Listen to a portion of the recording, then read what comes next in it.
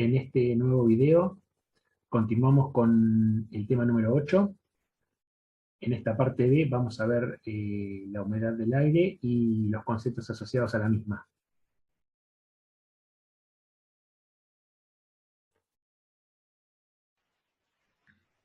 Cuando hacemos referencia a la humedad del aire, estamos refiriéndonos al contenido de vapor de agua que el aire tiene, es decir, al agua en estado gaseoso. La cantidad de ese vapor de agua que hay en el aire puede ser, digamos, en términos absolutos, en contenido absoluto, puede ser medido de diferentes formas. Entre ellas, la presión o tensión de vapor. Sin embargo, la que comúnmente se utiliza es el concepto de humedad absoluta, que se refiere al peso del vapor de agua por volumen de aire. Normalmente se expresa como una determinada cantidad de gramos de vapor de agua por metro cúbico de aire. El valor numérico de la humedad absoluta cambia cuando varía la presión atmosférica, aunque no haya adición o sustracción de vapor de agua, debido a que los cambios de presión dan como resultado variaciones proporcionales de volumen. Eso lo vimos en la primera parte del tema. Otro de los conceptos que está asociado a la humedad es el de humedad específica, que hace referencia a la cantidad de vapor de agua que está presente por kilogramo de aire. Es decir, que se expresa como determinada cantidad de gramos de vapor de agua por kilogramo de aire. Esta medición puede considerarse tal vez más útil que la humedad absoluta, ya que el valor numérico cambia solo cuando el vapor de agua en el aire aumenta o disminuye. Una cuarta manera, digo cuarta porque inicialmente nombré, si bien no está en la filmina, nombré la presión o tensión de vapor, en nombrar la humedad, es la proporción de mezcla. La proporción de mezcla es la cantidad de vapor de agua expresada en gramos por kilogramo de aire seco.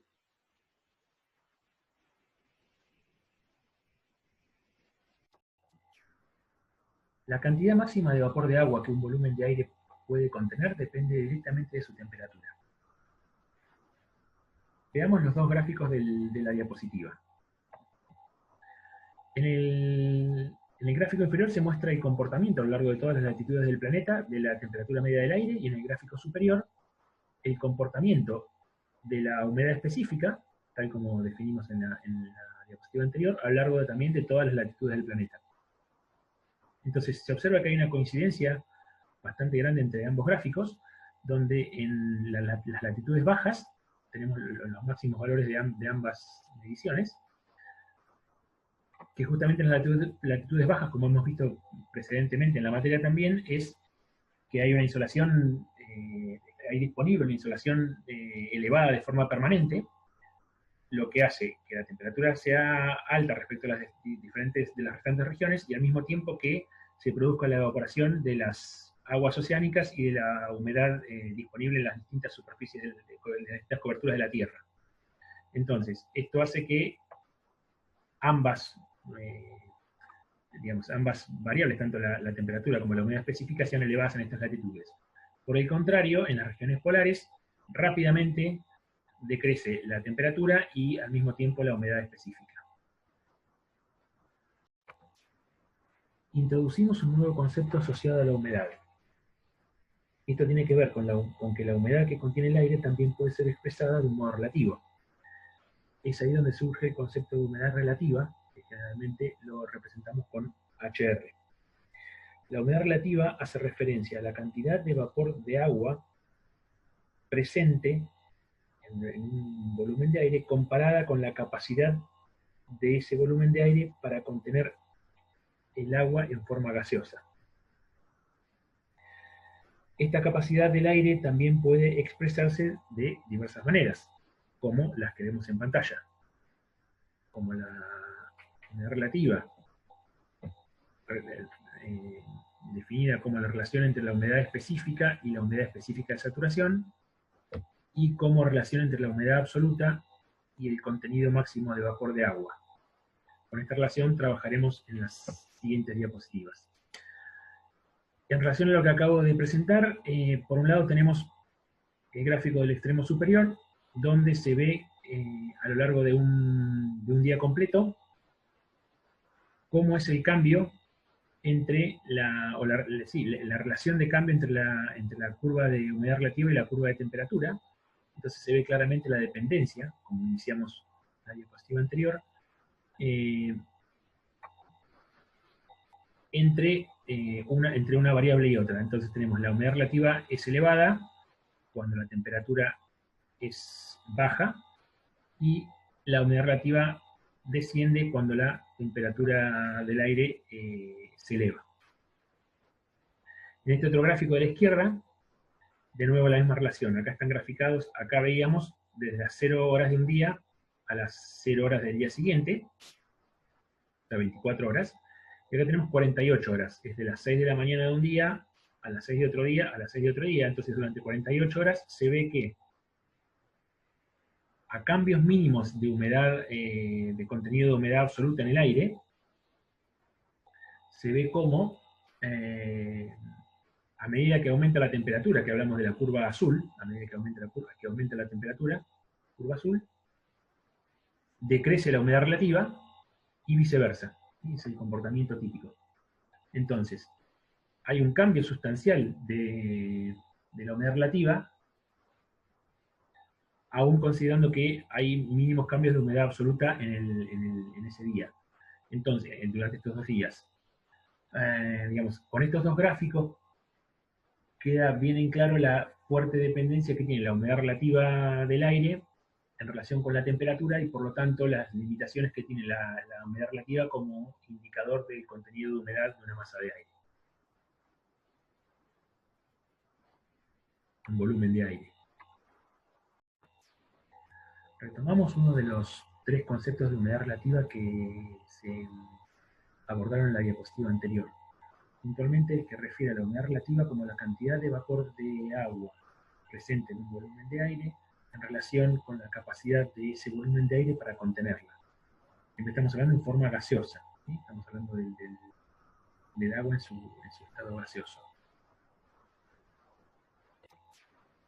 La importancia de esto es que toda vez que la humedad relativa sea del 100%, es decir, que ese volumen de aire tenga la cantidad máxima de vapor de agua que puede tener, vamos a estar frente a la saturación de ese volumen de aire, y esa saturación del volumen de aire va a dar paso al cambio de estado del agua de gaseoso a líquido, es decir, vamos a estar en presencia del proceso de condensación al cual hicimos referencia cuando vimos los cambios de estado del agua y los procesos existentes en el ciclo hidrológico. Cuando la humedad relativa en un determinado volumen de aire alcanza el 100%, se alcanzó la saturación de ese volumen de aire, y se hace referencia a que se alcanzó la temperatura, se alcanzó el punto de rocío. El punto de rocío es la temperatura a la cual se alcanza la saturación y se inicia el proceso de condensación.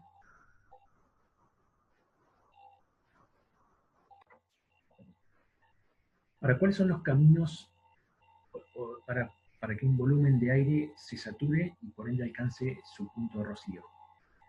Hay 2 caminos. Un volumen de aire con un determinado contenido de humedad absoluta, es decir, una cantidad de gramos por metro cúbico de vapor de agua, puede alcanzar la saturación y por ende iniciar el proceso de condensación, o bien agregándole vapor de agua, es decir, al mismo volumen de aire, a la misma temperatura, manteniendo la temperatura sin variar, se le agrega vapor de agua hasta alcanzar la saturación, o a ese mismo volumen de aire, sin hacerle ningún agregado de vapor de agua, disminuirle la temperatura. Mediante cualquiera de esos 2 procesos, el volumen de aire ese alcanza la saturación a una determinada temperatura, la que se denomina punto de rocío, y comienza la condensación. Ese, digamos, punto de rocío es un valor de temperatura y depende totalmente del contenido de vapor de agua que tenga el aire y no de la temperatura. Es decir, que la única manera de cambiar el punto de rocío es cambiar el contenido de humedad del aire.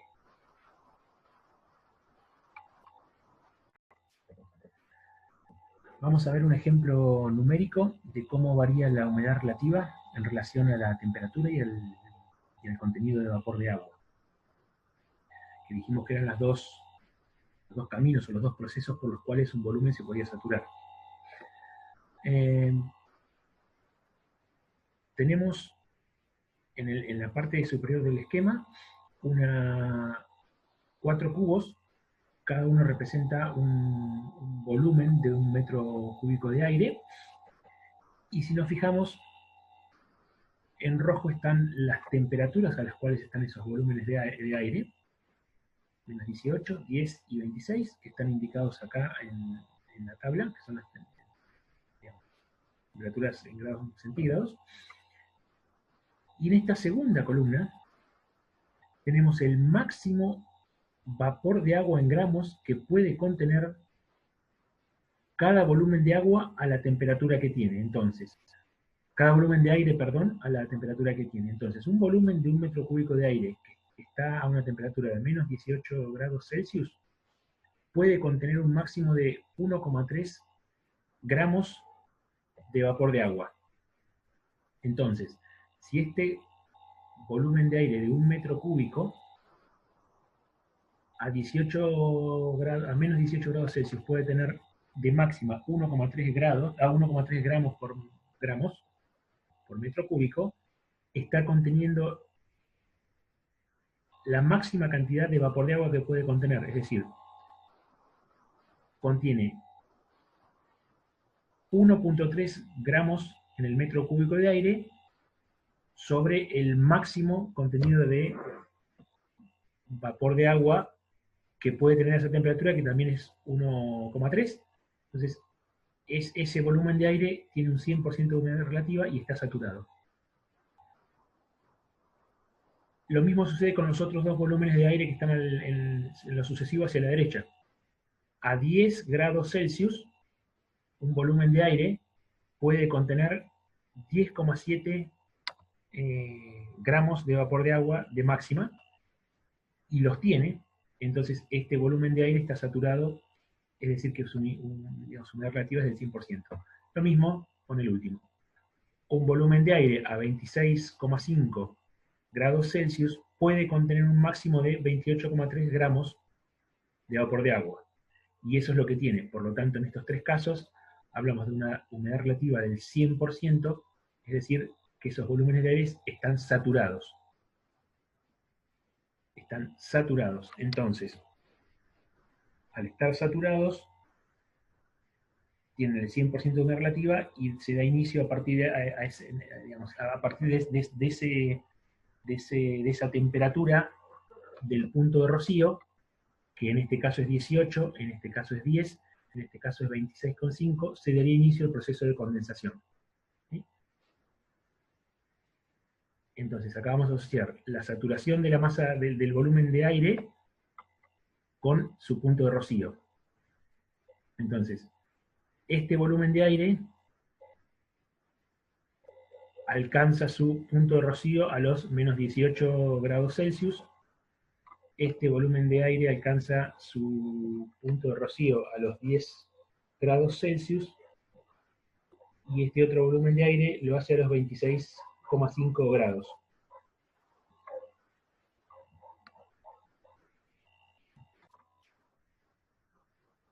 En los volúmenes de aire de abajo tenemos justamente tres volúmenes de aire, en este caso sin saturar.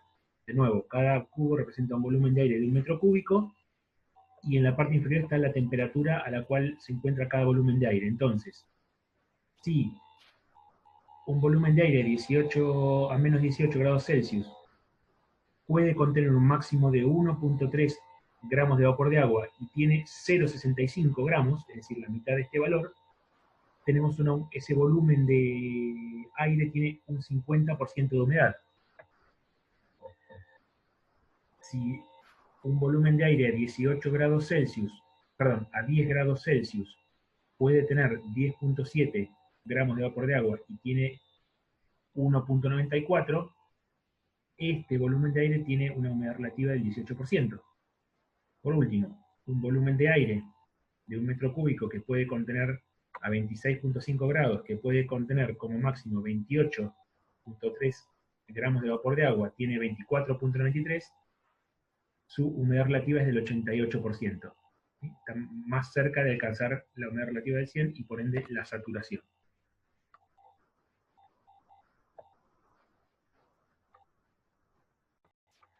El contenido máximo de humedad específica que puede contener una masa de aire se incrementa con el aumento de la temperatura.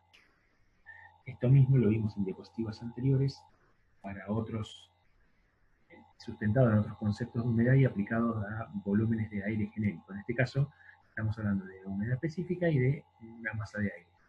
Entonces, en el esquema de la parte superior derecha, podemos ver que a una determinada temperatura, donde la humedad específica corresponde a la humedad, digamos, es igual a la humedad específica de saturación, es decir, tenemos un 100% o sea, la humedad relativa es del 100%, si esa misma masa de aire tiene un aumento, digamos, sufre un aumento de temperatura, llegando a 16 grados Celsius, y mantiene la misma humedad específica, la humedad específica de saturación es mayor, y por lo tanto contamos con una humedad relativa del 50%.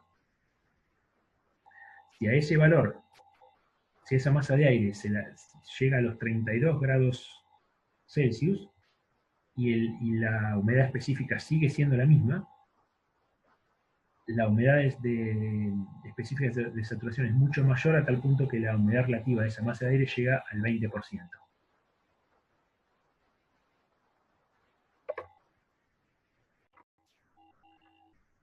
En el esquema de la izquierda, en la figura de la izquierda, perdón, vamos a ver un ejemplo en términos numéricos de cómo, de lo que se mencionó en la diapositiva previa en relación a que el punto de rocío, que el punto de rocío, que era la temperatura a la cual una determinada masa de aire, una determinada parcela de aire se saturaba, depende exclusivamente del contenido de vapor de agua y no de la temperatura.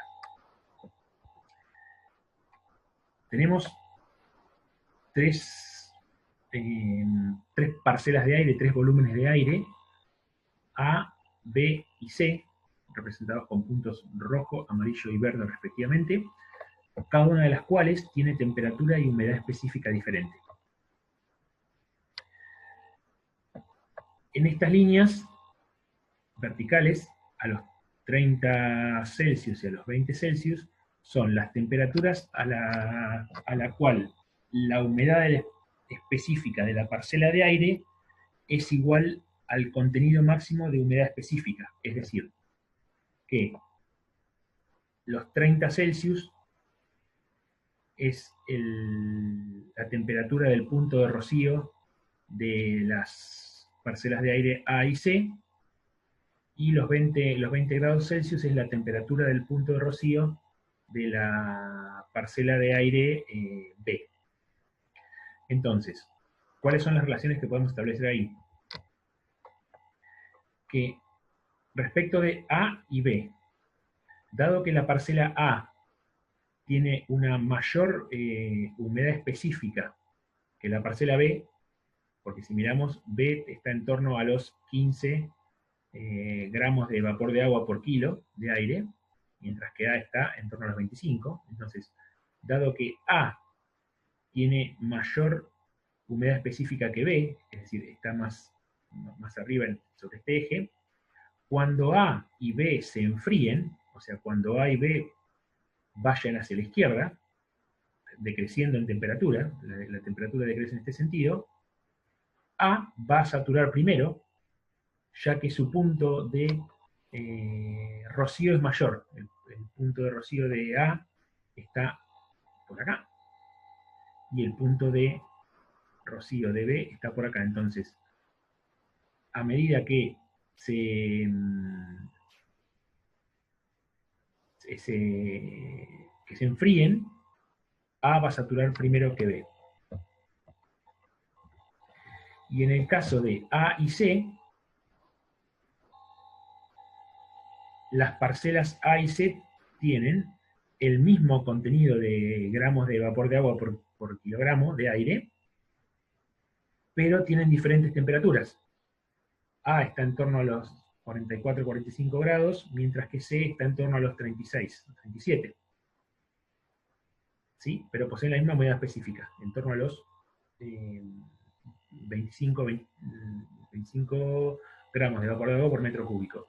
Entonces, cuando se enfríen ambas, es decir, que estos puntos se desplazarían hacia la izquierda, que es el sentido del descenso de la temperatura, las dos van a saturar en el mismo punto de rocío. Las dos van a saturar en torno a este punto.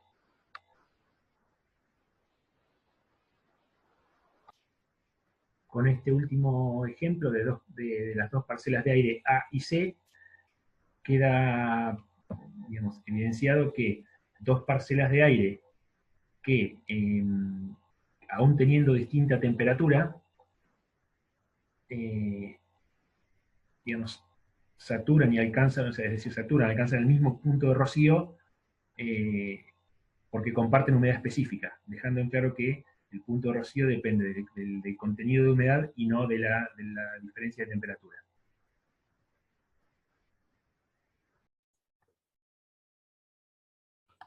En esta diapositiva final del tema, de la parte 2 del tema 8, vamos a repasar algunos de los conceptos vistos y vamos a cerrar con los productos de condensación.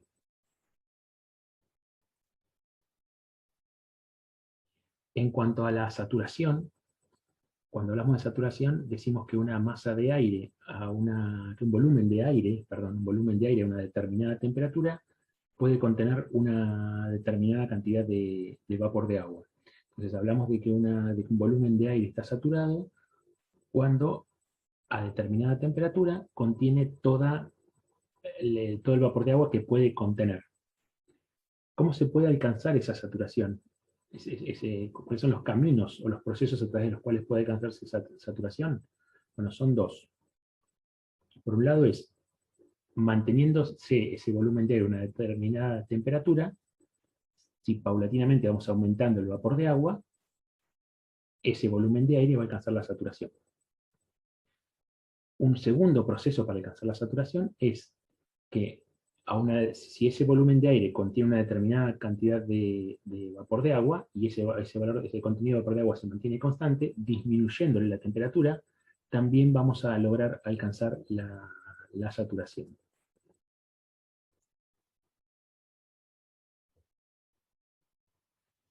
Cuando se alcanza la saturación, se alcanza a una determinada temperatura. A esa temperatura se denomina temperatura del punto de rocío.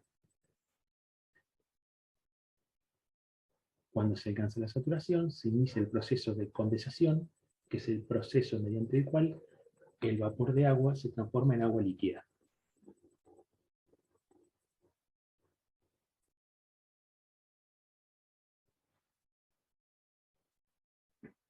La condensación no tiene lugar de forma automática cuando el volumen de aire alcanza la saturación, sino que el vapor de agua necesita algún tipo de superficie para poder condensarse. Entonces, en aire, en una atmósfera que no tiene impurezas, no se alcanza el proceso de condensación. Algunas de esas impurezas del aire pueden actuar como núcleos de condensación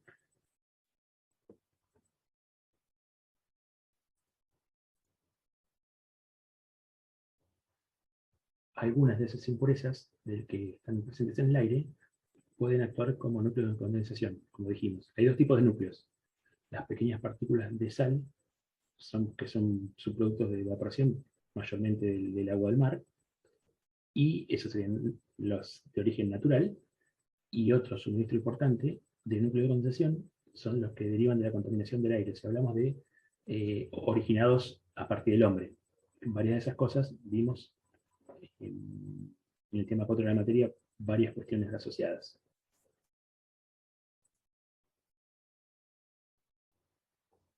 En cuanto a la condensación, más detalles van a poder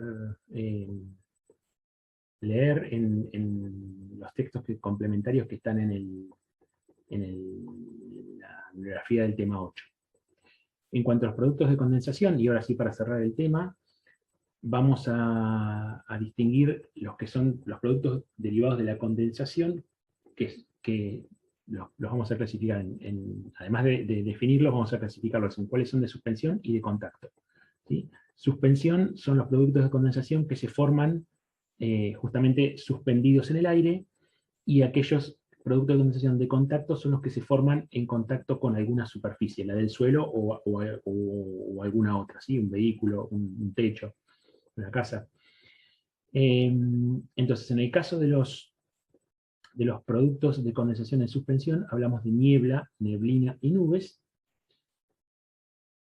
En este caso, el ejemplo en la derecha podría ser una niebla en un valle intermontano, como observamos en la figura superior. Y para el caso de los de contacto, vamos a distinguir cuando la temperatura del aire es mayor a 0 y cuando la temperatura del aire es menor o igual a 0. ¿Sí? Entonces, el rocío es un producto de suspensión de contacto que se manifiesta cuando la temperatura es mayor a 0, y un ejemplo es la foto que está en el extremo derecho e inferior, ¿sí? Que son esas pequeñas gotitas que ahí se ven sobre el pasto, mientras que cuando se produce la condensación y se generan productos a través de contacto, podemos hablar en temperaturas menores o iguales a 0, podemos hablar de la escarcha y la cencellada, ¿sí? En estos dos productos, además de producirse la condensación, hay un pasaje del agua de estado líquido a sólido muy rápido. Entonces, un proceso intermedio. Entonces se ven, por ejemplo, en el caso de la cencellada, que es el menos común, las fotos como las que están en el extremo inferior izquierdo, que corresponden a un heliofanógrafo de la estación meteorológica de Esquel, del Servicio Meteorológico Nacional.